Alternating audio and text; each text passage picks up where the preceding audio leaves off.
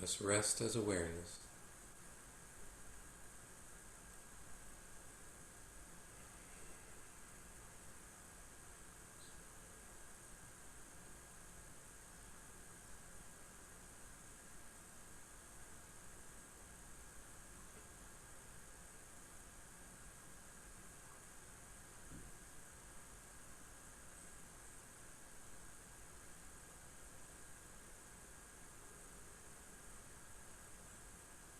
Your mind may be racing with 1,000 things. Just let it race.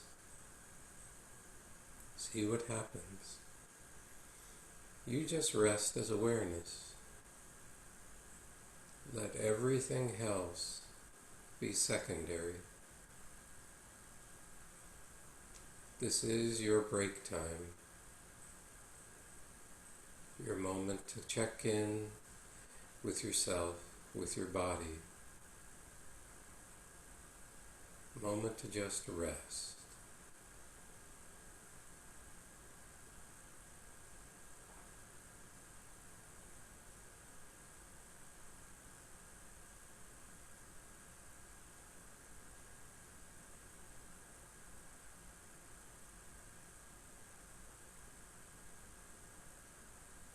For some of you, there may even be some resistance to resting.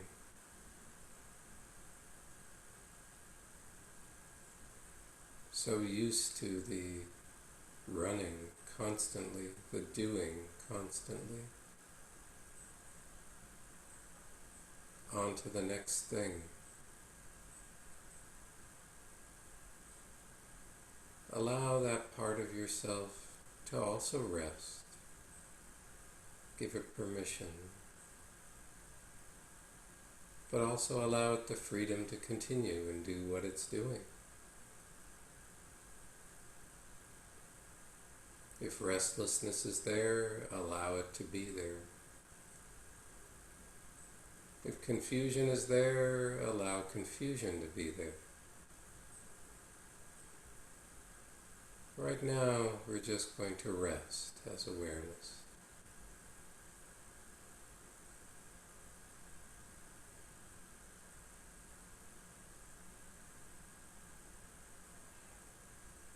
Allowing everything to change as it's changing.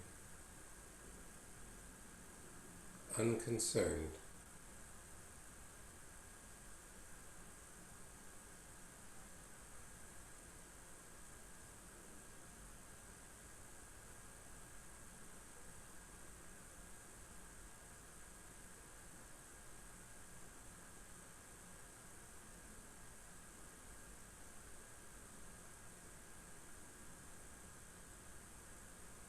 Totally unconcerned.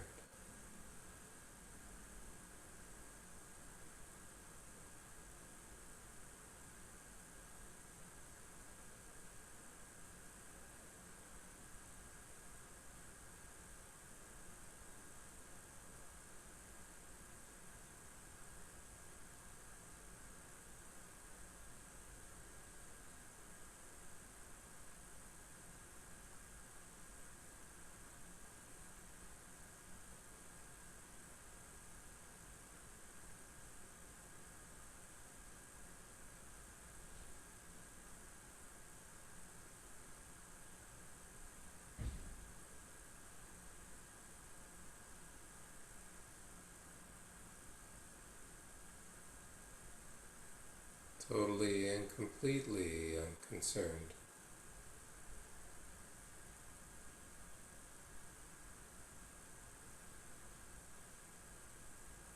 There may be a time for concern later, but not right now. Just rest.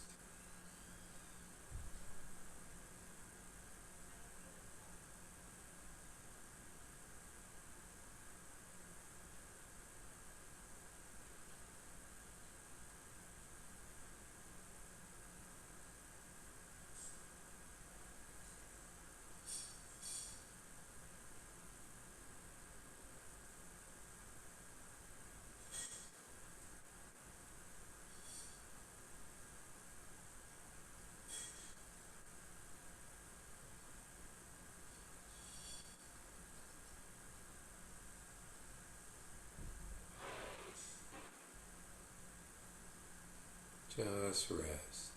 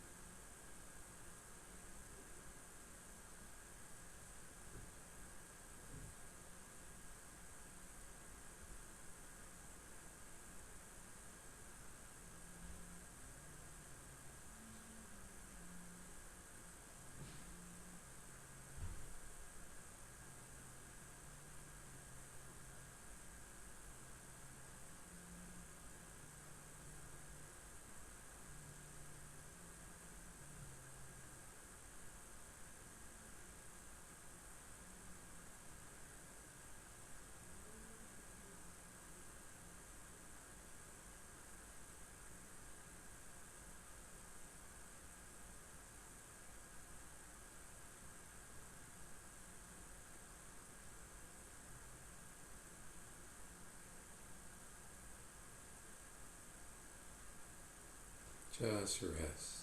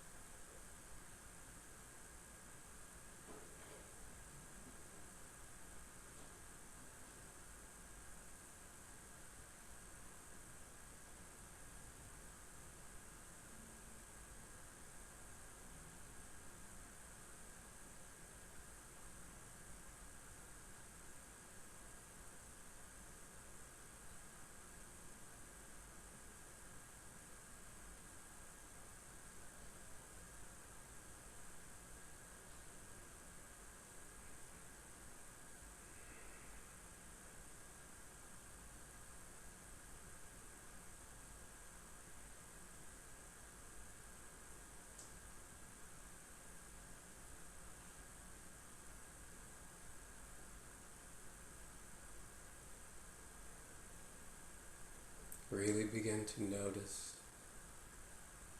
and abide as that rest,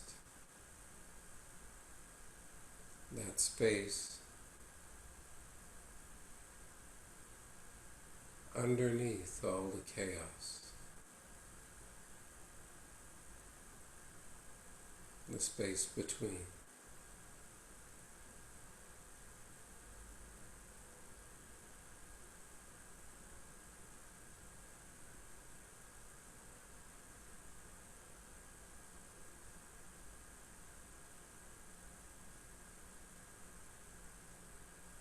Just notice.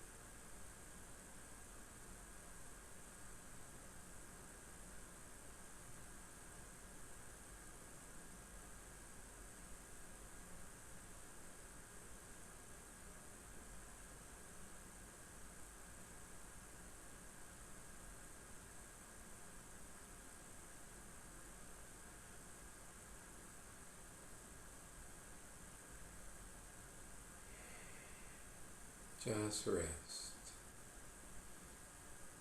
Get lost in thinking for a while, that's okay. Bring yourself back and just rest.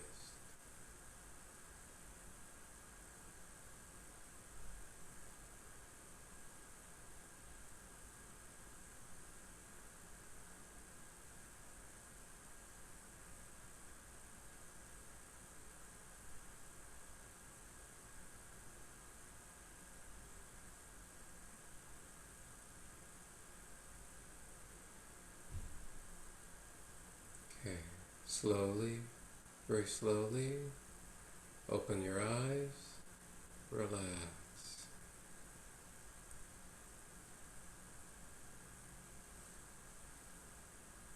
Yeah, I think I just wanted to take a moment for everyone to center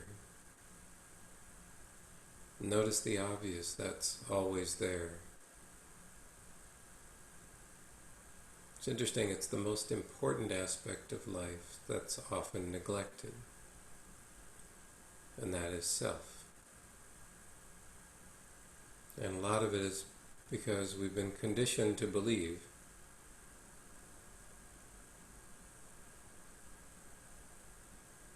that there's perpetually the next thing to work on, the next important thing.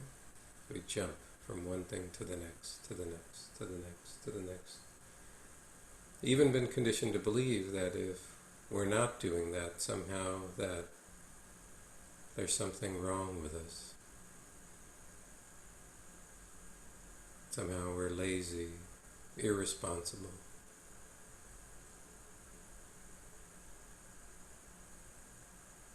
And that's because the mind doesn't understand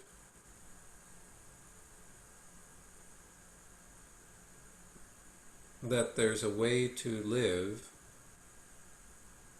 and it's because it hasn't experienced that yet, a way to live without continuously being ruled by your conditioning.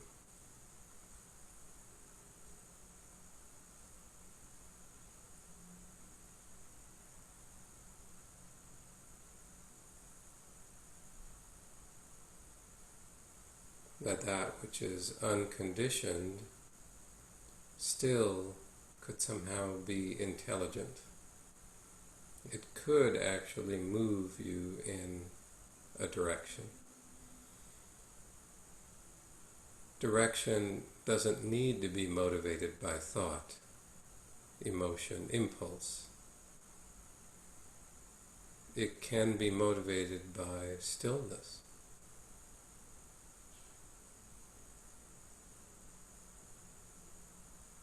And it often is, actually, even when we don't know it.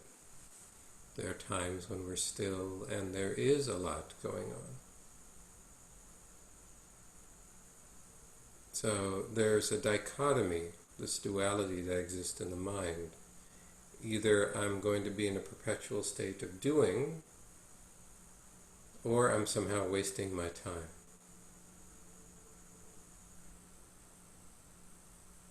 It doesn't understand that doing and being are not mutually exclusive. It can only see the world in opposites.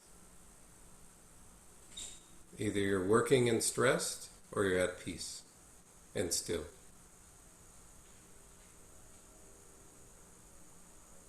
But can you be working still? Can you be stressed while sitting? And the answer is yes to both. I think a lot of us have experienced the stress while sitting. That's called worry. That seems to be fairly a common experience. But now what about working without stress? Working without the continual need to go forward like a hamster on the wheel. You know those hamsters, they're on the wheel. So let's get off the hamster wheel and allow something more fluid, something more intelligent to sort of lead. That doesn't mean there can't be thinking in the background.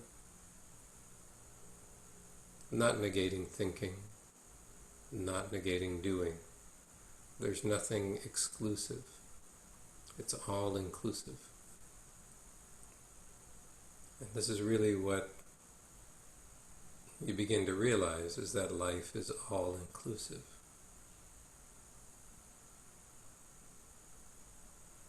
And often that's in direct challenge to our ideas of liberation. At least I noticed it was a direct challenge to my idea of liberation, and the idea was, when you're liberated, you no longer have to deal with all this stuff. Right? There's a part of us that is looking to escape from life. And yet, what you realize is it's actually more an invitation to be fiercely engaged with life.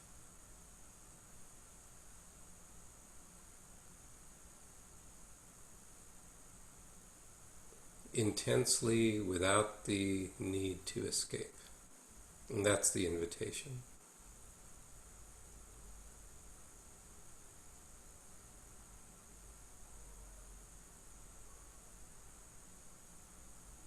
And a lot of that happens as we really begin to observe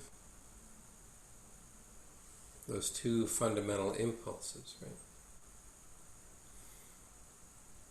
There's the impulse of fear, so pushing away, repulsion, right? Repulsion. And the impulse of desire, grasping, attraction. So these two movements of mind are kind of at the root, and you really begin to see the root if you can be still enough. And that's really what we want to do at this particular point in time. And this will be the next meditation. And that's really begin to see the root.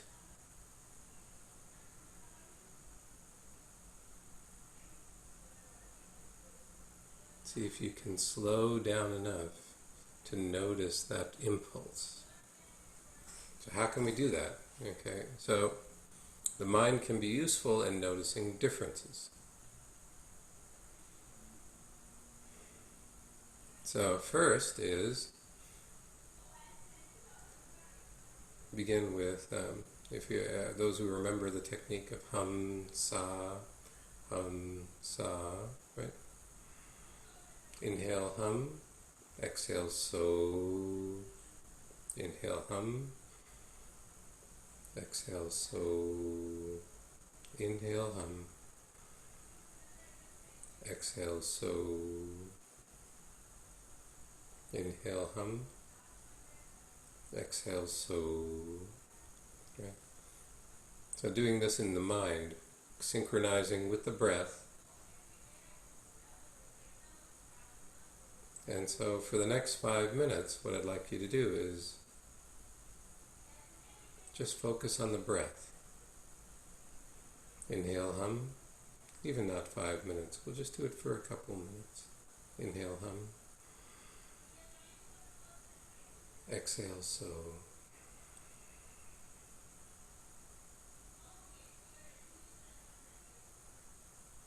Inhale hum, exhale so.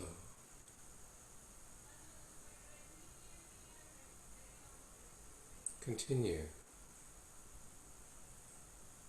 Hum, so. Hum,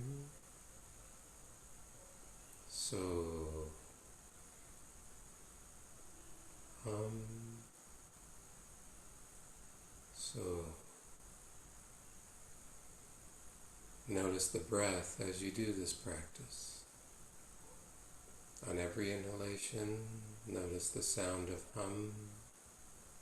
On every exhalation, the sound of so.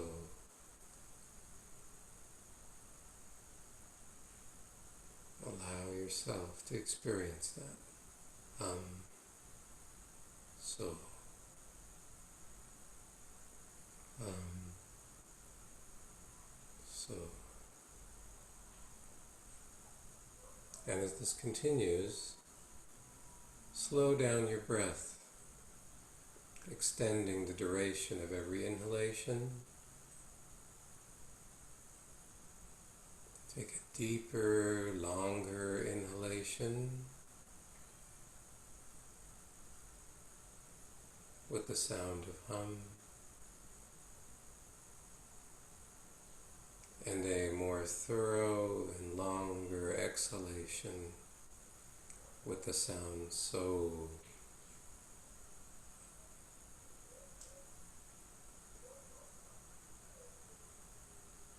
Slow down your breath as much as comfortable without struggle. Continuously observing the mantra of so, so.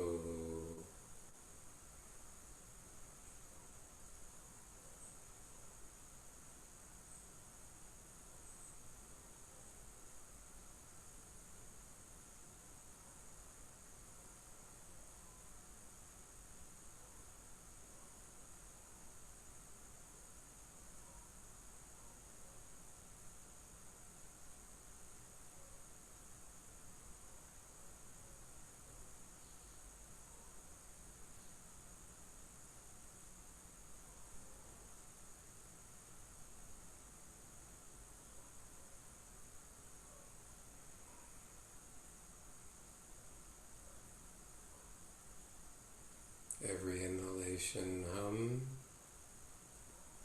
every exhalation, so. Slowing down.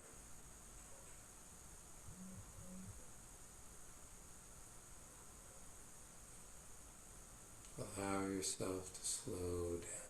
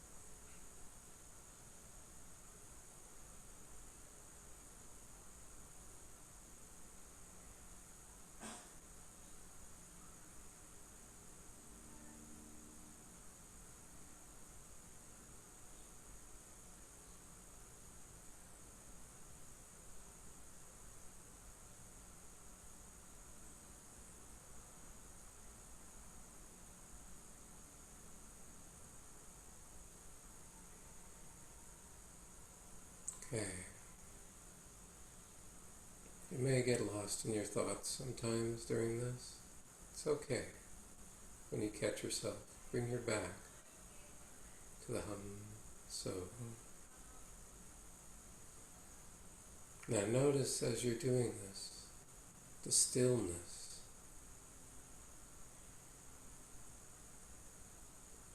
There's a centering that's happened here.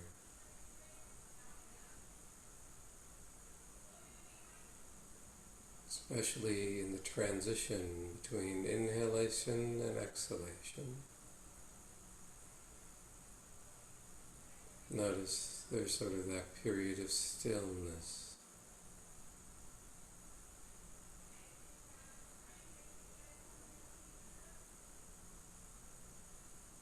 Just notice it without trying to control it or push it away.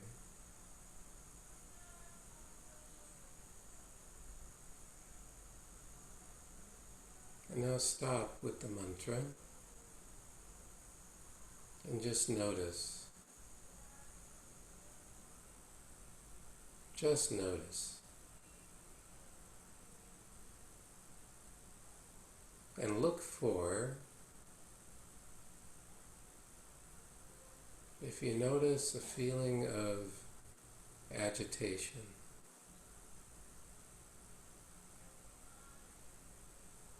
you can almost say sort of like riding on a roller coaster. That feeling you get in the pit of your stomach could be excitement, or it could be fear. Just subtly notice that feeling going on.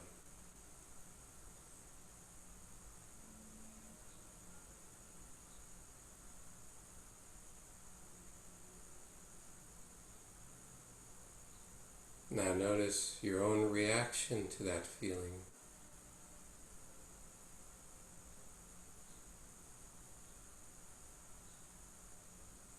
You may be trying to push it away or bring it more central, derive energy from it.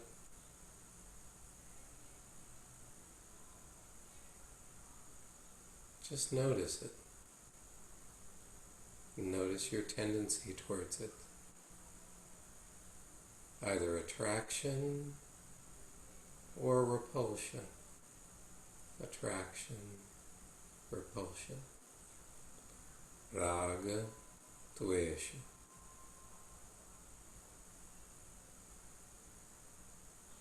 Okay. Now bring yourself back to the mantra.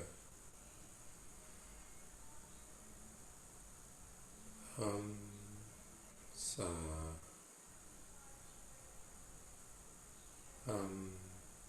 Sa. Notice the breath again.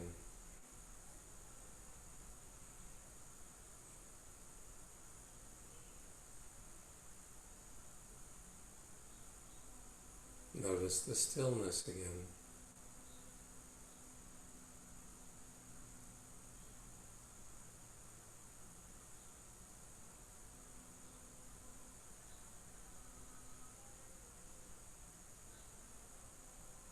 Notice the stillness again as you continue with the mantra.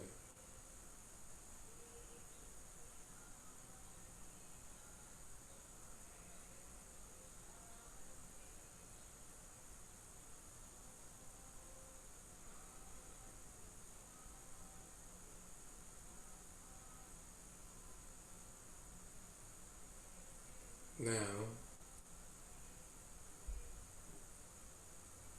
as you do this and you're in that zone of peace,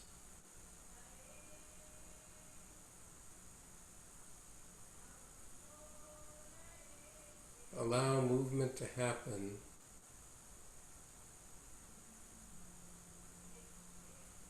that originates from that peace.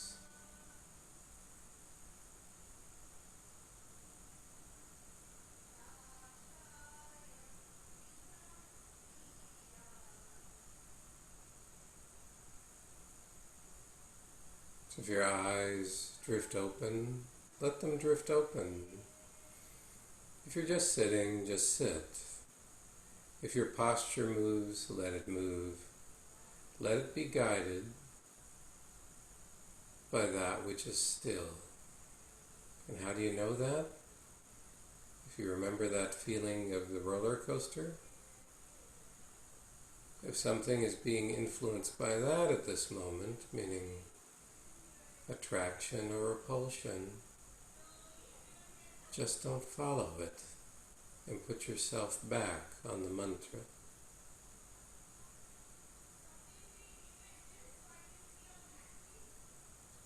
So go back to the mantra again, back to the stillness.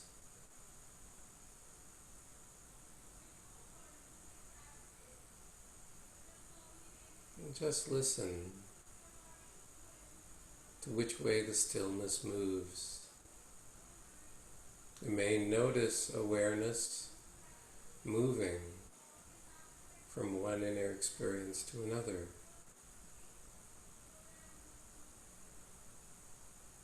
To one sensation or another.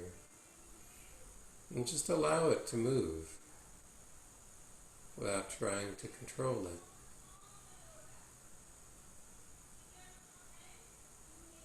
Just allow everything that's changing to change with no control.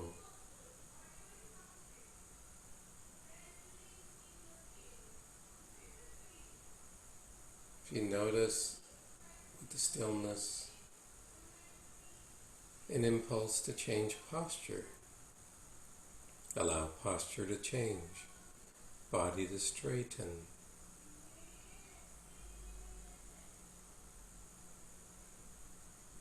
Only impulses ignoring are the ones that come from that roller coaster type feeling, the restlessness, the constant goading of attraction and repulsion. Just ignore those for now.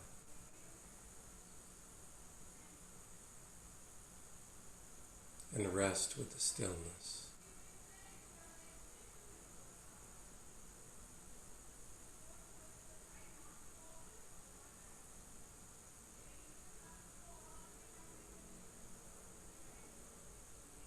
Rest with that which is beyond mind.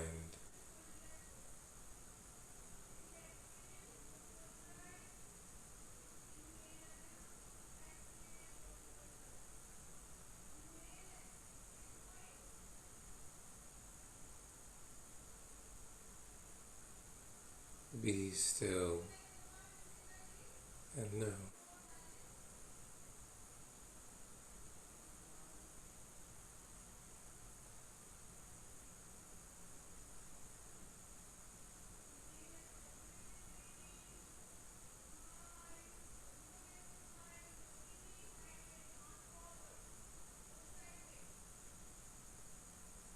Okay.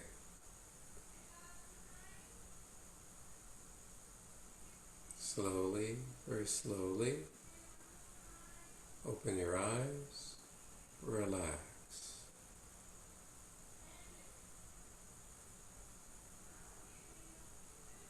So that which is still also moves. It just moves differently. It can move. It can speak. You don't need to think to speak. You don't need to think to move. Same way you don't need to think to move your heart. To allow your stomach to function. All of these processes are governed by another intelligence within you.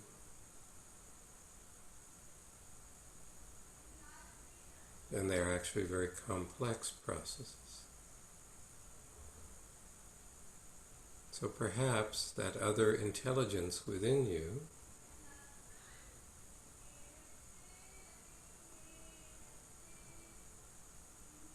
can move you through life.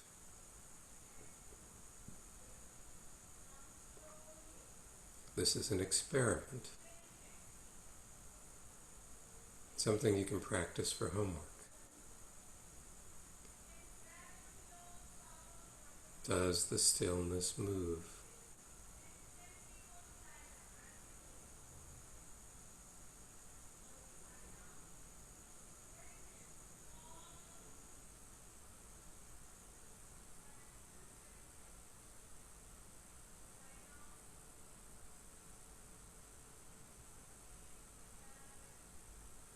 Okay.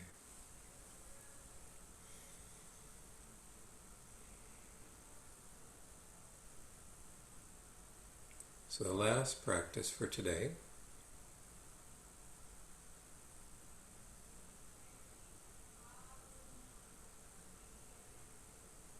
is now inquiring into the stillness. In this, sometimes it helps to have clarity about the question, the type of question you're looking for.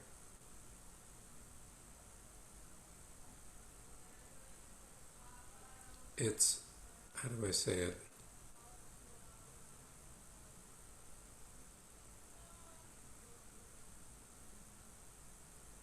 It can actually be quite practical, but it can also be quite, how do I say it? There's an impulse of, for example, one question could be, and it's a very practical question, what should I do? And while at times for when human distress is going on, it seems legitimate. But the question, what should I do, is often linked to how do I control it? How do I get my life back into control?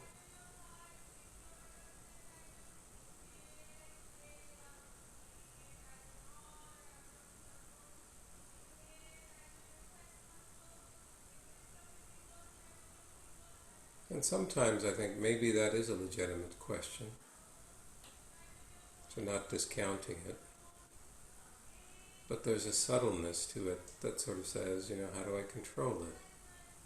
So often looking for, I need something to basically control the suffering in my life. How do I, it's like, what do I do about my problems at work? What do I do about my problems in home life? What do I do about, this is the problem-saturated mind. And the attempt to find a solution to that is what sort of binds you to the problem. So not neglecting that, there's times for problem solving. Those people who can think rationally, credit to them. It's also, what do you say, an important skill. But from the standpoint of a powerful question for knowledge, it's actually kind of a weak question. Because basically I'm looking for something short-term. How can I fix this? How do I get out of distress? So these are often the impulsive questions.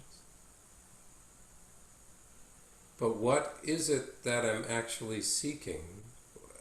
And when I mean I mean the deeper part of I, the deeper part of you, right? Underneath the me, what is it that it's actually seeking?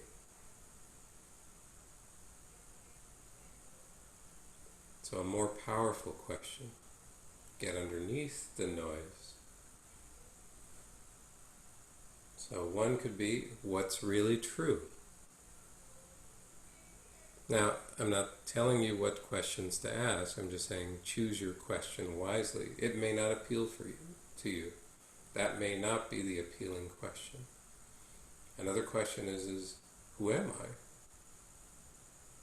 What's really true? Who am I? These are very, very powerful questions that can lead you underneath all of your core assumptions, if you allow them.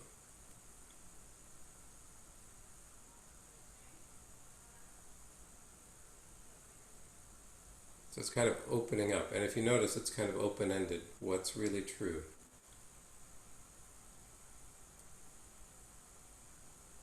Another question that can be equally powerful is that what is surrender?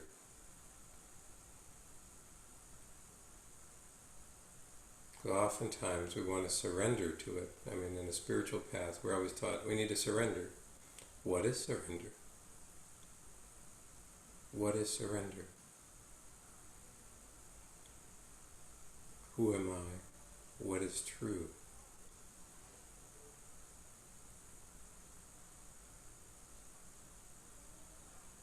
What part of me already knows? That's another, could be another inquiry. What part of me already knows the answer? In most situations, human beings are intelligent enough to know the answer to their problems. However, in order to maintain ego integrity,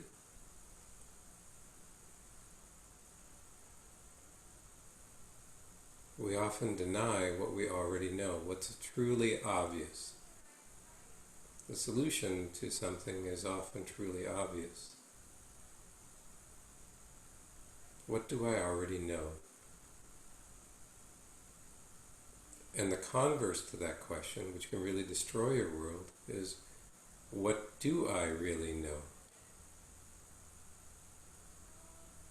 What do I know that's not based on thought, not based on assumption? What do I really know? Not based on belief. What do I really know? What's real in the knowing? What's really true? The truth not based on assumption, but based on reality. Truth, surrender, what do I know? So these are kind of examples of some more powerful questions, and I want to throw them out as examples because one of these may resonate with you.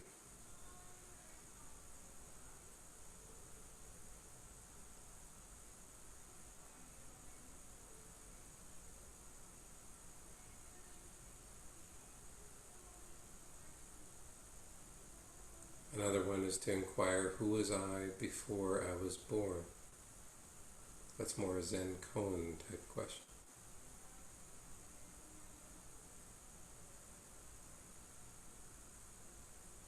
What was I before I was really born? Before the time of my birth, what was I?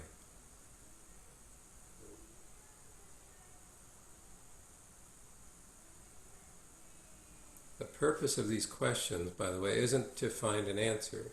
There's a practical answer that may come up in life for other things. I mean, this is also there's a practical aspect that'll come intuitively. What do I already know? So if your problem saturated, often this can be a good place to inquire. What do I already know? I already know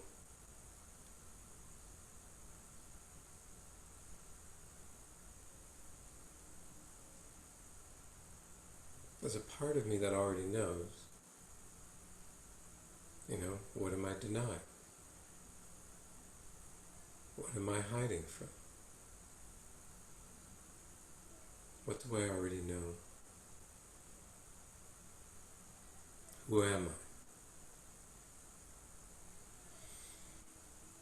So let's sit. Again, you can use the mantra like Hamsa.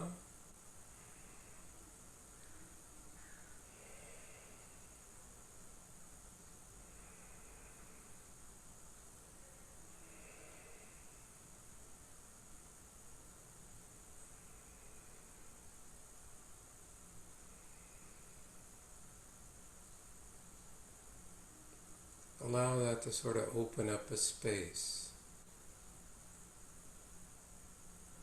And notice that still space as you continue with the mantra. Sa, sa, sa.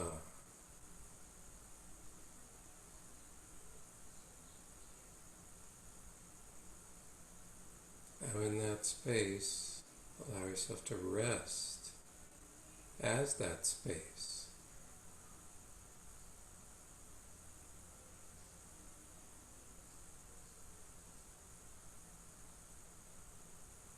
And just quietly inquire, whatever question appeals to you at this particular moment.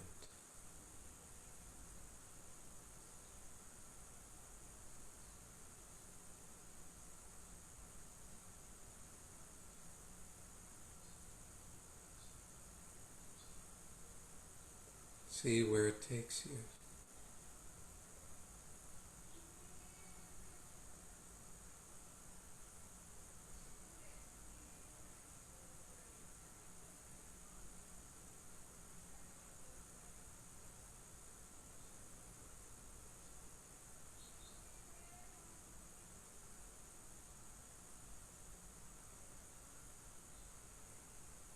Just rest with a genuine curiosity,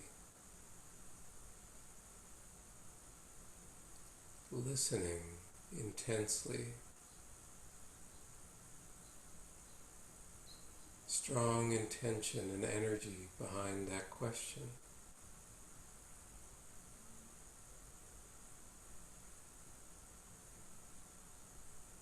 Allow the question to take you wherever it takes you.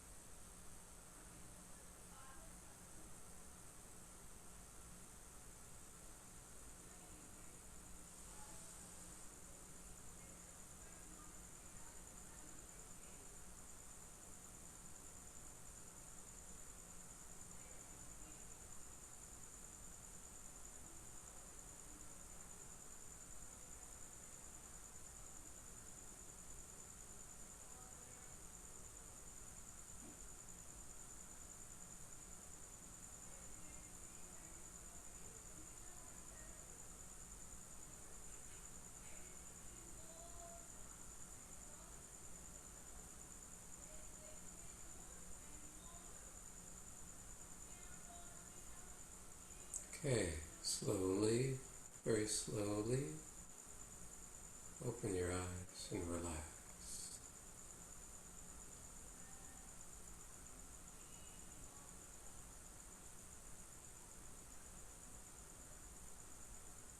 I just wanted you to get the hang of it.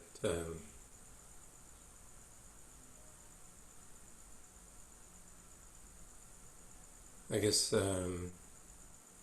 with this particular technique, any questions?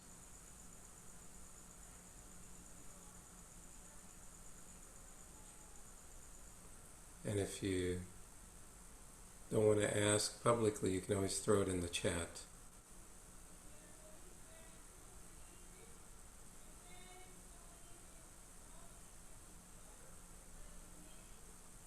Okay.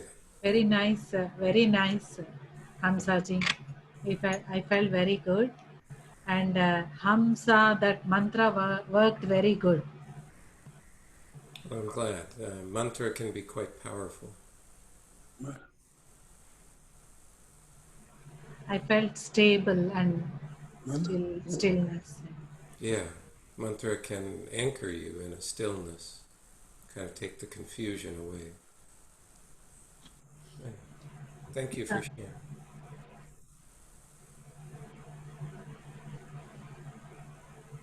Yeah. Light करोगे कर बोलो. No, it's on. Cheto, Yeah. it was very nice. Okay. I enjoyed it. I'm glad. I always like to see you on this. I reduced my medicine. I'm glad. I'm fresh now. I'm glad. Good, Mom. Okay. जैसे कैसे? I guess there's one question. How does the last thing help when you're going through something that is very inevitable? Like inquiry, how does it help? Actually, all of this helps with acceptance. Okay पूछो जब मैं inquiry करिए नहीं तो कह रहे तो मदद कर रही तो कि नमस्ते. So what is it? When you're going through something inevitable or something intense,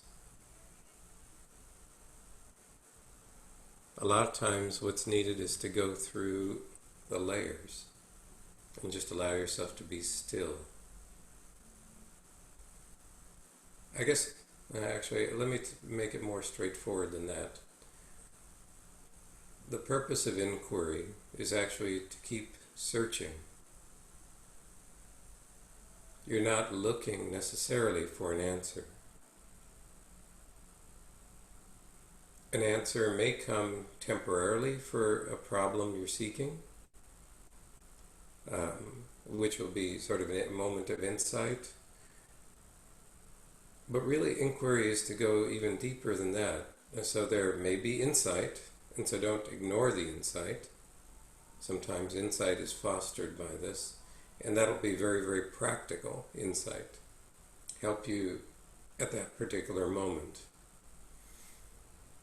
Underneath that insight, there's a continual process of kind of, more than anything else, letting go. It's a process of kind of erosion, shedding. As you inquire deeper, I think it keeps ending in, so what do I really know? And as I keep looking deeper and deeper, it really isn't much.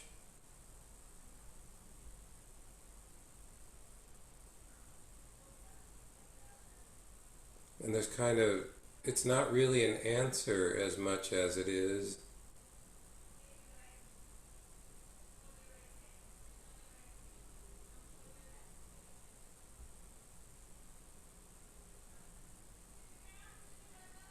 a practice. The practice is more important than the goal. I guess that's one way to look at it. I'm hoping that answered the question. In a way, but one thing I've like acceptance is right. I mean, but even though you tend to accept the situation, but it won't always be the same. Just like how your mind will always be wavering, Yeah.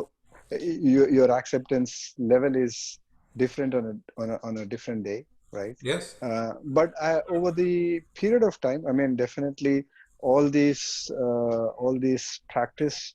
What I've learned to do, what I've learned personally is to live in that moment. I mean, not to look too beyond what might really happen, but instead uh, to just cherish the current moment, whether good or bad, right? So that definitely I mean I think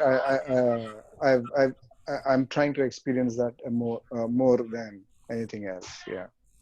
I'm glad. I think I think that's the real. I think you've said it better than I could have. I think, and that is, it really allows you to let go of. There are two aspects to uncertainty, and one is to let go into uncertainty, into not in a catastrophic way, because the human mind doesn't deal with uncertainty well, but in a much more real way, which is just being present because I actually don't know the future Right. Right. and I don't know what the next moment brings. Right. And that's actually in some ways a very good thing. There's always room for possibility, and I don't know what that brings. Yeah. Yeah. Thank you. I think, yeah, it was well put. It's just that it's always a roller coaster ride. I mean, you'll have your highs and lows, and then, and it's not like, uh, I mean, just like anything else, these practices, uh, trying to be consistent at these practices is the key to hold you together. Mm-hmm. If not, then 2 days in a row you feel good because you start attending these sessions, and one bad day and you can't, and then you're in a different state of mind altogether. But anyway, yeah, I got the answer. Yeah. Yeah. Yeah, and in fact, it's also uh, even with the practice, consistency and inconsistency. It's in some ways it's being easy on yourself for that as well. It's not like so. All the practice is helping you connect. Um, Ultimately, in life, life is about connection. So it's kind of the idea is if you practice in life, you'll also experience connection a bit more. That has its positives and negatives. Both, most of the time we talk about the positives is that there's a sense of grounding. Mm-hmm. The negatives are, and I don't mean to call it a negative, but it is something for you to be aware of. You also become much more sensitive to it. Mm-hmm. Mm-hmm. So there's a certain sensitivity that happens as you do this. Um, Right. and that sensitivity at sometimes without the grounding can be overwhelming. So that's why regular practice is good from a level of grounding. Right. Yeah. Chetan, Yeah. in previous lives, involvement and interdependent karma can lessen that, acceptance of that, and keep trying, keep So inquiring. I guess one thing on this, Dad, is we're also out of time. We can talk about that question. Actually, let me conclude the class. Okay. If anyone wants to stick around and Yeah, talk, we can see. we can talk about that. Otherwise, you and I can talk about that. That's Yeah, fine. but let's do prayer first. Yes. Okay.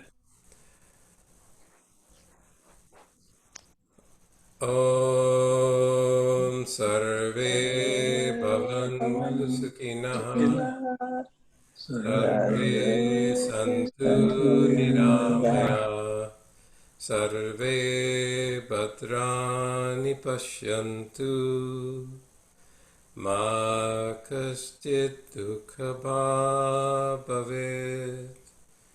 Om Shanti, Shanti, Shanti. Okay. Thank you, everyone.